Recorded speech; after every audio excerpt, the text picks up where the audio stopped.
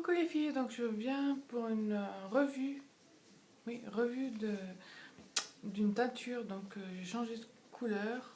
Donc à la base je faisais une teinture chocolat, donc pour celles qui me suivent de chez, je m'en rappelle même plus, qui était bio. Mais en fait la couleur était super bien, c'est vrai que ça couvrait super bien les cheveux blancs, mais je sais pas, dès que je rinçais mes cheveux ils étaient secs, cartonnés. Malgré que heureusement qu'il y avait le soin au bambou qui faisait que il s'assouplissait, mais malgré tout je trouvais qu'à force mes cheveux devenaient secs et ternes.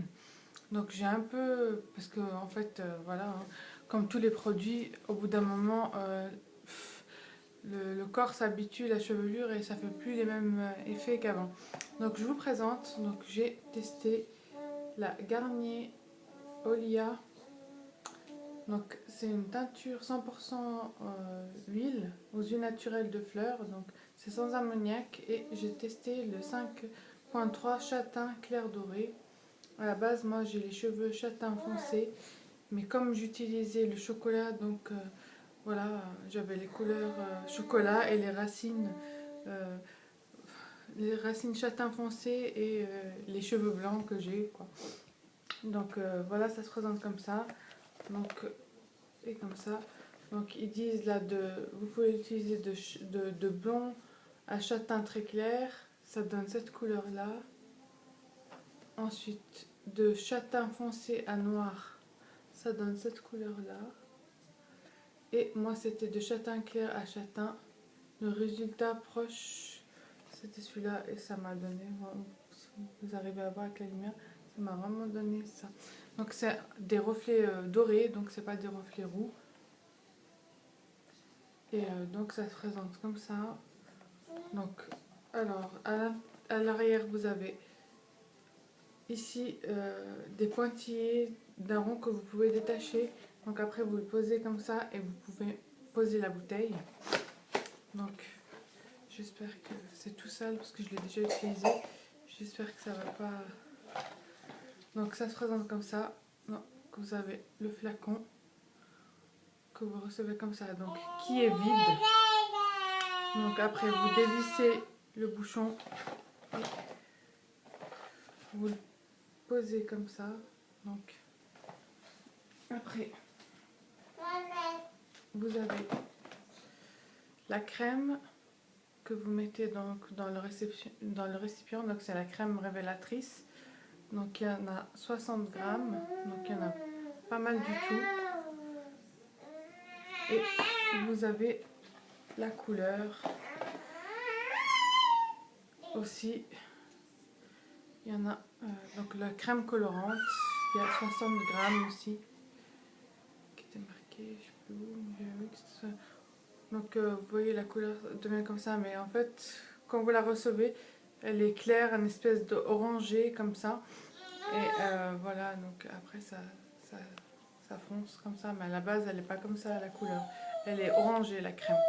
Donc voilà, donc après vous mettez les deux choses dans la boule et vous secouez bien comme il faut. C'est avec donc dans un petit plastique comme ça une paire de gants noirs. Donc je trouvais ça super bien parce que tout le monde met des gants blancs et là c'est des gants noirs. Ils sont encore mouillés. Donc voilà, hein, c'est tout bête, c'est des gants noirs en plastique.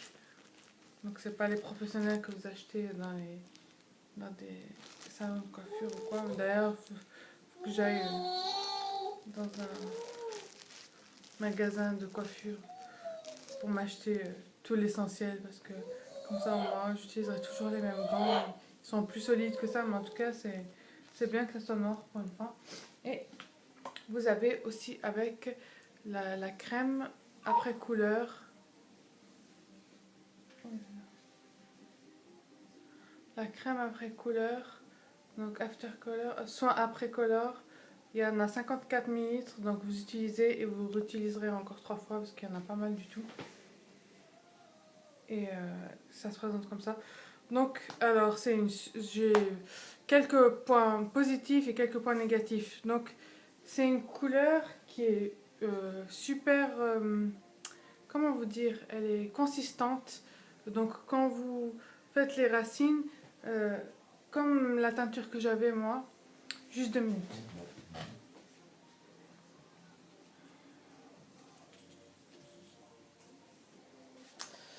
Excusez-moi. Donc comme la teinture que j'utilisais moi, à chaque fois que je faisais comme ça, en plus avec la chaleur, tout ça, ça coulait, etc. Et ce qui est bien avec ça, c'est qu'elle est onctueuse, donc elle reste bien sur place. Et ça, j'ai trouvé super bien. Ensuite, l'odeur, vous n'avez pas une odeur qui vous pique le nez. Effectivement, ça sent bon la fleur.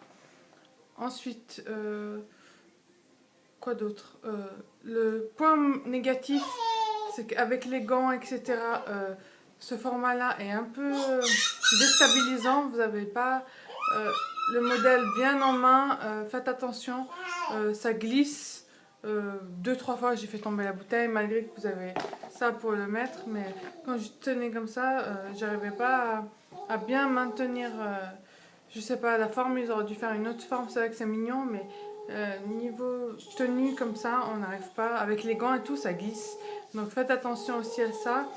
Ensuite, quoi d'autre qui est négatif?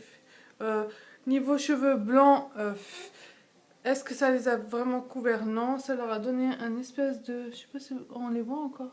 Ça leur a donné un espèce de reflet doré en fait.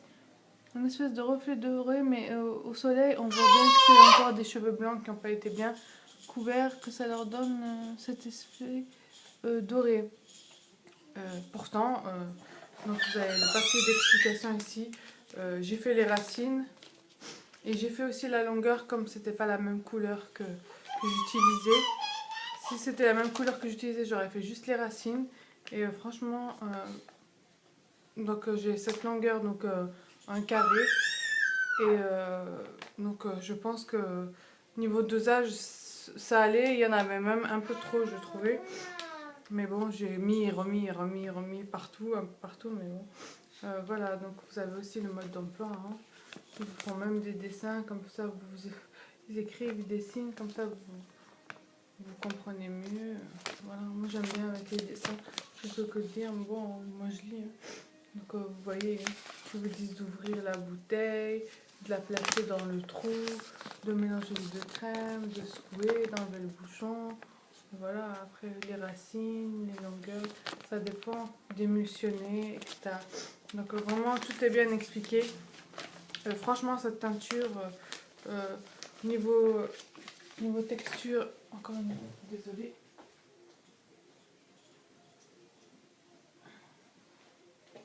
Désolée parce que j'ai posé mon fils là juste à côté et il n'arrête pas de faire des tourniquets qui va se retrouver par terre. Désolée quoi. Donc je dirais que c'est une très très bonne teinture. Franchement, ça laisse pas les cheveux, quand vous les rincez, ça laisse pas les cheveux secs comme ça. Vous sentez, ils sont assez doux, même avant le soin est super bien.